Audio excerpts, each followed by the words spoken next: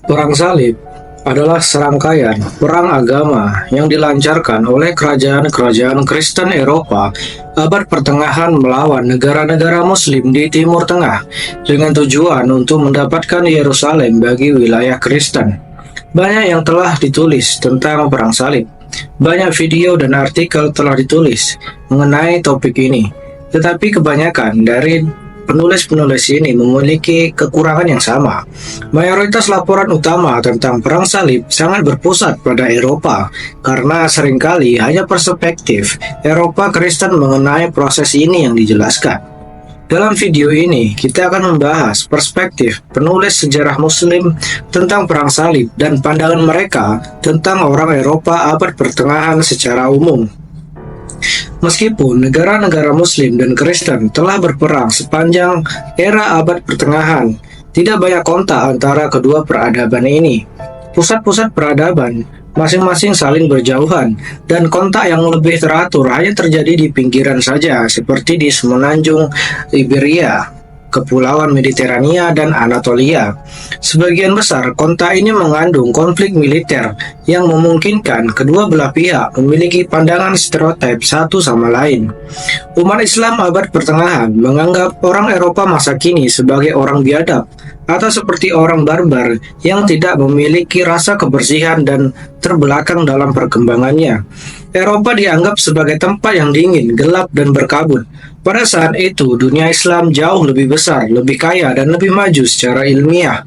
Kota-kota besar di dunia Islam seperti Baghdad menampung ratusan ribu penduduk, sementara kota-kota Eropa seperti Paris dan London masing-masing hanya menampung sekitar 20.000 orang. Hal itu mungkin saja hanya menginginkan sikap merendahkan para penulis sejarah Muslim yang menulis tentang orang Eropa abad pertengahan sebelum dan selama perang salib. Namun, dunia Islam terbagi secara politik. Kekhalifahan Abbasiyah sudah jauh melewati masa jayanya, dan menjelang perang salib pertama, ia telah menjadi sekedar boneka. Kekuasaan terpusat telah melemah, dan banyak klan kecil yang didasarkan pada ikatan keluarga tumbuh subur di seluruh Suriah dan Palestina. Kekhalifahan Syiah Fatimiyah yang berkuasa di Mesir pada awal perang salib juga mengalami kemunduran dengan sejumlah masalah tersendiri. Kekuatan yang sedang bangkit di Timur Tengah adalah Turki Seljuk yang memerintah kekhalifahan Abbasiyah dalam segala hal, kecuali nama, dan mendirikan Kesultanan Rum Sogut di Anatolia. Tepat menjelang invasi tentara salib, dunia Islam telah mengalami kehilangan pemimpin politik utamanya. Pada tahun 1092, Wazir Seljuk Nizam al-Mulk, Khalifah Abbasiyah al-Muqtadi, dan Sultan Seljuk Masuk meninggal. 2 tahun kemudian, Khalifah Fatimiyah al-Mustansir meninggal bersama wazirnya Badr al-Jamali. Kehilangan tersebut hanya memperburuk kekacauan di dunia Islam dan membuat tugas berat tentara salib untuk menaklukkan Yerusalem menjadi lebih realistis.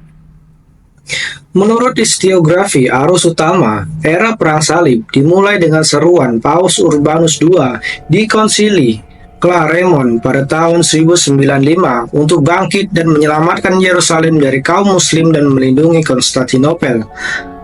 Perang salib pertama berhasil merebut kembali Anatolia Barat untuk Kekaisaran Bizantium, dan yang terpenting dalam penaklukan Yerusalem, Tripoli, Antioquia, Odessa, dan wilayah lain di Levan yang akhirnya mengarah pada pendirian kerajaan Yerusalem, daerah Tripoli dan Odessa, dan kerajaan Antioquia.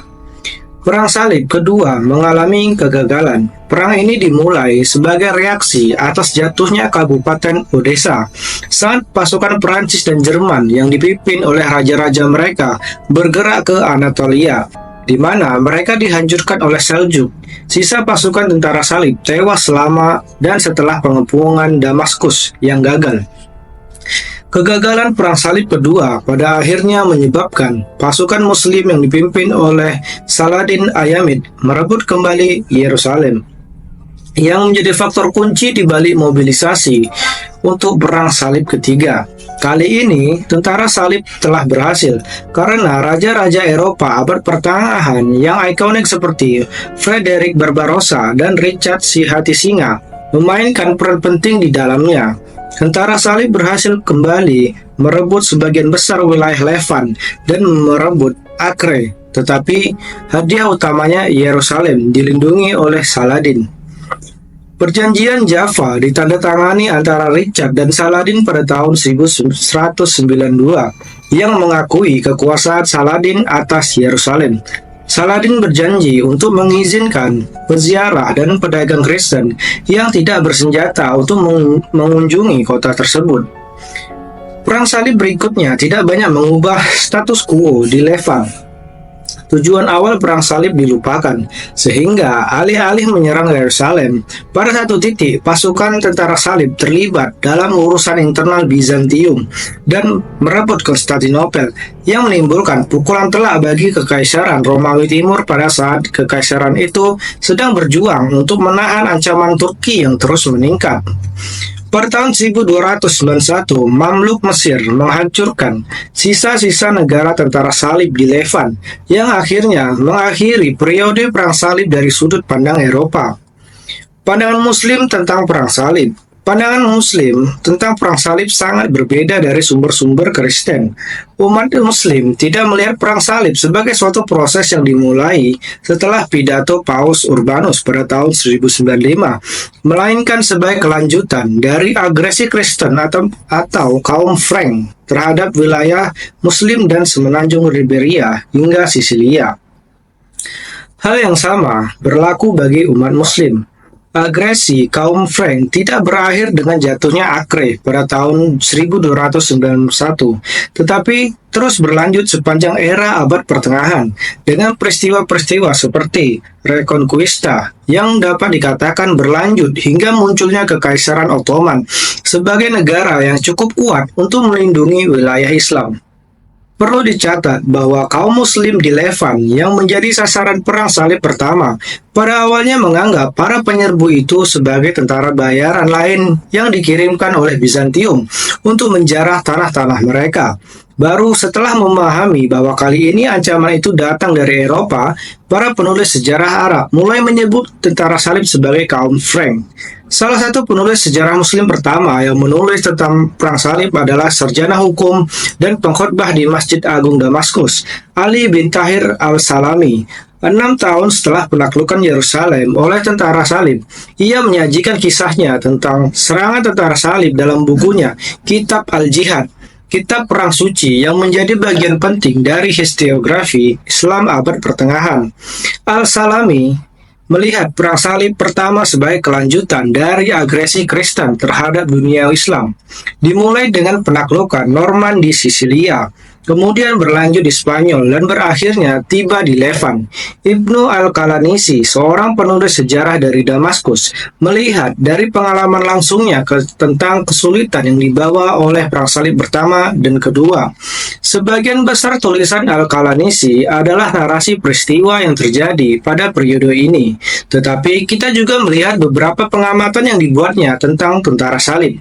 Ia mengakui bahwa kehebatan mereka di medan perang dan berbicara tentang rasa takut yang ditimbulkan pada banyak Muslim oleh para ksatria Frank yang bersenjata berat. Al-Qalanisi berbicara tentang kemenangan tentara salib atas Seljuk, menggambarkan ketakutan yang ditimbulkannya di kubu Islam. Peristiwa yang sangat memalukan bagi Islam ini menjadi terkenal dan terjadilah kepanikan, ketakutan, dan kecemasan yang sangat besar. Secara umum, Al-Qalanisi memainkan peran penting dalam membentuk kembali stereotip kaum Frank tentang tentara salib yang terdiri atas para pejuang kuat, tetapi buas yang kerap melakukan kekejaman yang terus mempengaruhi penulisan para penulis sejarah di masa mendatang. Osama bin Munkir adalah penulis sejarah perang salib yang terkenal lainnya. Pria termasyhur ini lahir pada awal gerakan perang salib dan menjalani kehidupan yang sangat penting selama 93 tahun. Bertindak sebagai pembantu dekat berbagai dinasti dan pemimpin Muslim, termasuk Saladin Ayyubid.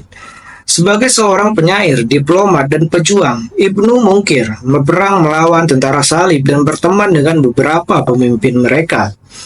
Ia mempertahankan pandangan umum orang-orang Eropa Kristen abad pertengahan yang dipegang oleh kaum muslim, yaitu kurangnya kehalusan, kecerdasan rendah, dan kebiadaban. Ibnu Munkir mengkritik perawatan medis yang digunakan oleh orang-orang Eropa tetapi seperti banyak penulis sejarah Arab kontemporer lainnya, ia mengakui kemampuan militer mereka.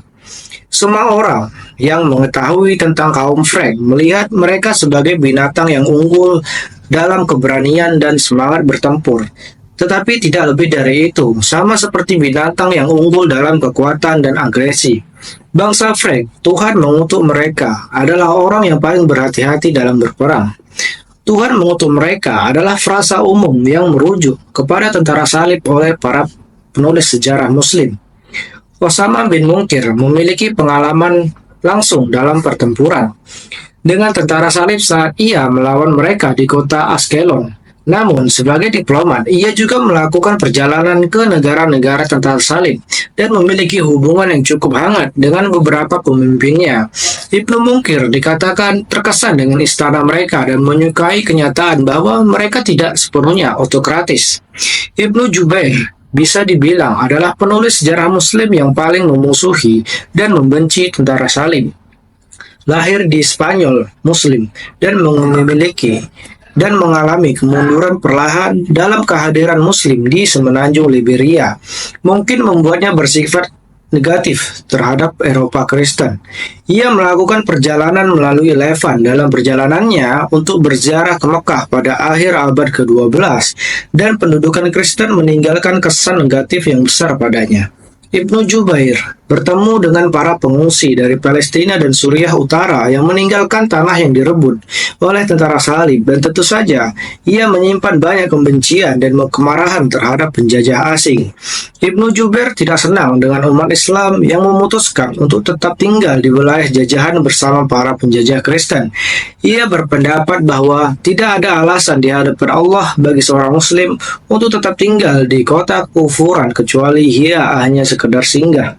Di negeri Islam, ia menemukan tempat berlindung dan ketidaknyamanan dan kejahatan yang dialaminya di negeri-negeri orang Kristen. Seperti misalnya ketika ia mendengar kata-kata menjijikkan yang diucapkan tentang Nabi, khususnya oleh orang-orang yang sangat mabuk atau merasa tidak mungkin untuk membersihkan dirinya dengan benar atau harus hidup di antara babi, dan begitu banyak hal terlarang lainnya. Berhati-hatilah saat memasuki negeri mereka. Anda harus mencari pengampunan dan belas kasihan Tuhan atas kesalahan seperti itu. Rupanya, pendudukan Yerusalem dan banyak wilayah lain di Levan gagal menimbulkan begitu banyak kebencian dan mobilisasi di dunia Muslim yang terpecah-pecah. Selain dari komunitas pengungsi, Ibnu Zubair mencoba mengubah situasi ini dan melakukan yang terbaik untuk menggalang umat Muslim melawan pendudukan. Penulis sejarah Muslim penting lainnya pada masa itu, Ibnu Al-Athir, dikenal luas karena karya monumentalnya yaitu Al-Kamil fi Al-Tarikh, Sejarah Sempurna. Ia termasuk di antara penulis sejarah yang berpendapat bahwa agresi Kristen terhadap dunia Islam dimulai lebih awal ketika Toledo dan kota-kota lain di Spanyol Islam beserta Sisilia direbut oleh orang-orang Eropa Kristen. Dianggap sebagai sejarawan Muslim utama pada masa Perang Salib. Ibnu Al-Athir menggunakan platformnya untuk menyerukan kaum Muslim agar memobilisasi dan mengakhiri pendudukan di Levan. Ia menulis tentang ketakutan yang melanda komunitas Muslim di kota-kota yang diserang oleh tentara salib. Selain juga terlalu menekankan keberhasilan kaum Muslim dalam memukul mundur agresi tentara salib sambil meremehkan kekalahan kaum Muslim yang dapat dikatakan sebagai upaya untuk meningkatkan moral kaum Muslim untuk memobilisasi diri melawan kaum kafir. Lambat laun, seruan bagi umat Islam untuk bersatu dan mengusir penjajah asing serta menghentikan segala bentuk kerjasama mulai meningkat. Dampak perang salib di dunia Muslim masih terasa, sementara bagi orang-orang Kristen Barat, periode perang salib hanyalah bagian penting dan aneh dari sejarah mereka yang tidak terlalu berkaitan dengan kehidupan modern mereka. Bagi banyak Muslim, hal itu dilihat hanya sebagai episode awal agresi Barat yang masih berlangsung hingga saat ini. Beberapa politisi dan pemimpin opini Muslim masih merujuk pada serangan Barat modern yang dianggap sebagai kelanjutan dari perang salib.